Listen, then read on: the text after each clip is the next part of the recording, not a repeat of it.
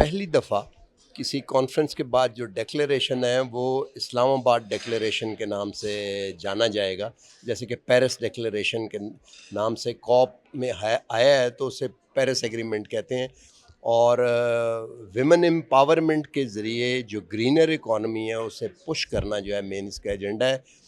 You N کی مختلف bodies نے اور ریجنل پارلیمنٹیرینز نے اس میں شرکت کی ہے اور لگتا یہ ہے کہ یہ کافی سکسیزفل ہے.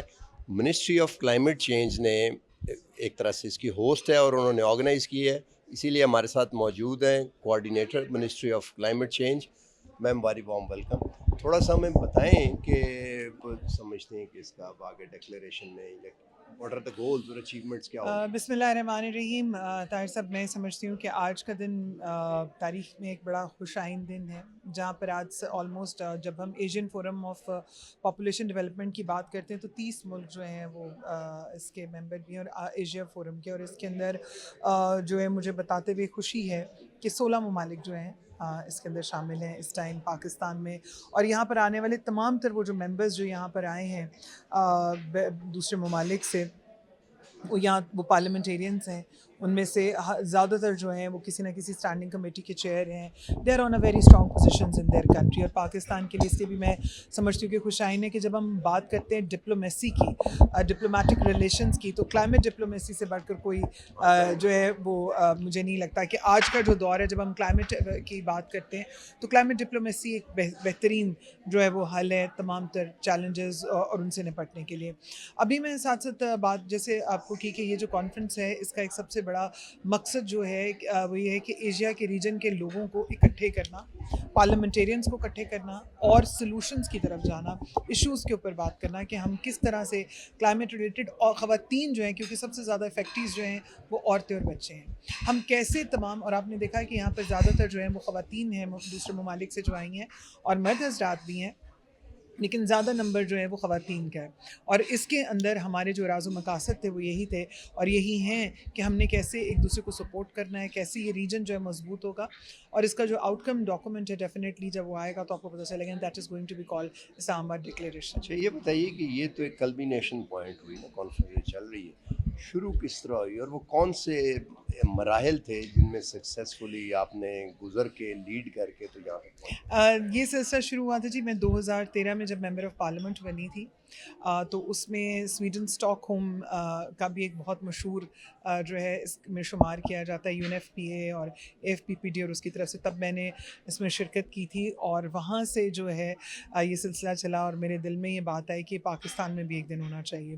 سو میں نے اس میں کوشش کی, کافی ایکٹیولی کام کیا, اور اس کا ثمر آج یہ ہے کہ الحمدللہ پاکستان میں ہے. اور میں اس کے ساتھ ساتھ یہ بھی بتاتی چلوں طاہر صاحب کہ 1994 میں محترمہ بے نظیر بھٹو شہید صاحبہ جو ہیں, جو ہماری وزیر اعظم بھی رہی ہیں, وہ اس کائرو کانفرنس کے اندر گئی تھیں اور انہوں نے وہاں پر بہت اسٹرانگلی اس کے اندر پارٹیسپیٹ کیا تھا. اور مجھے خوشی ہے کہ آج 30 سال کے بعد پاکستان میں یہ کانفرنس جو ہے وہ مجھے اعزاز حاصل ہے کہ میں نے اس کا یہاں پر اس کو کرنے کی کوشش کی اور ہوا.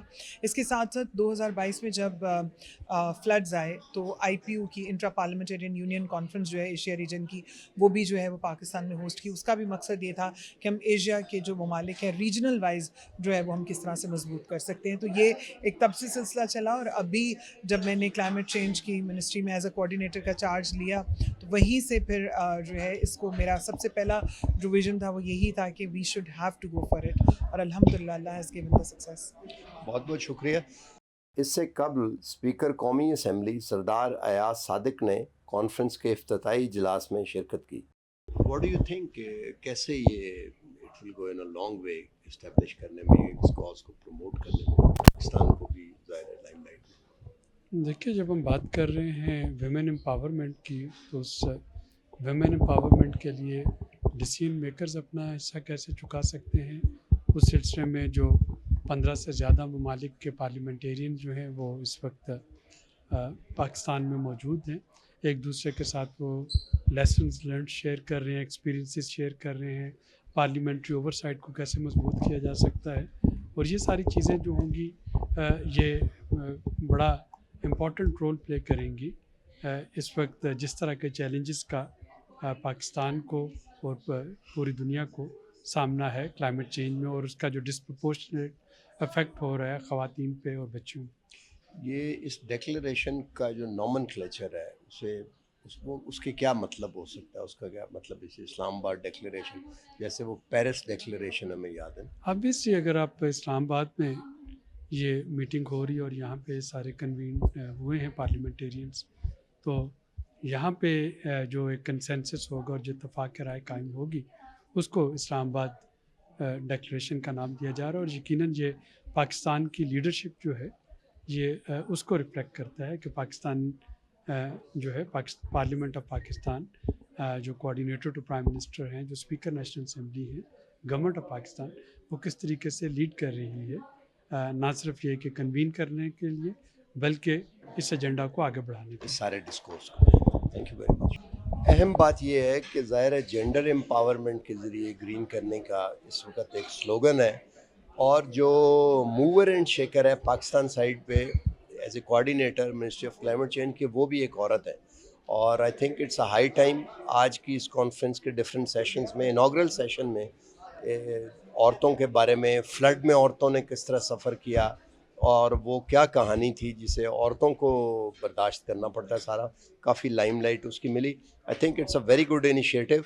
आज तक के लिए इतना ही। अल्लाह हाफ़िज़।